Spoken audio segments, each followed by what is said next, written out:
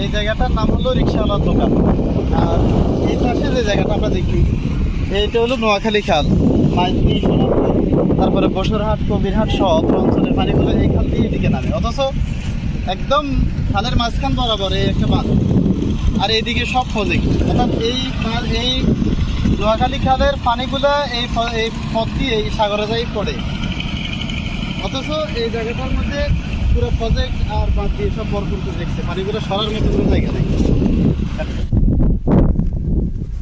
দেখছেন কত বিশাল খাল এটা, আর এটার নাম হলো নোয়াখালী খাল।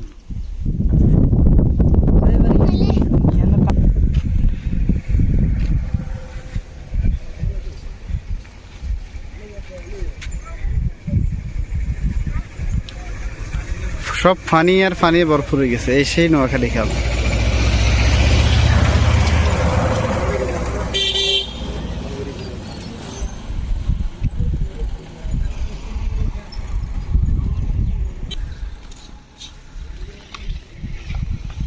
আসসালামাইকুম, আপনারা দেখেন এটা হলো নোয়াখালী খাল, এই বিশাল খাল।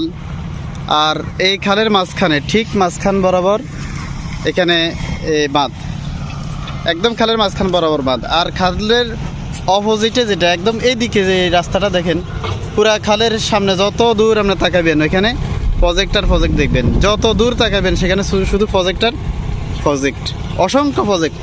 পুরা নোয়াখালী জেলার মাইজদি, সোনাপুর, কবিরহাট, তারপরে বসুরহাট, এই জায়গাগুলোর পানি নোয়াখালী খাল দিয়ে নামে।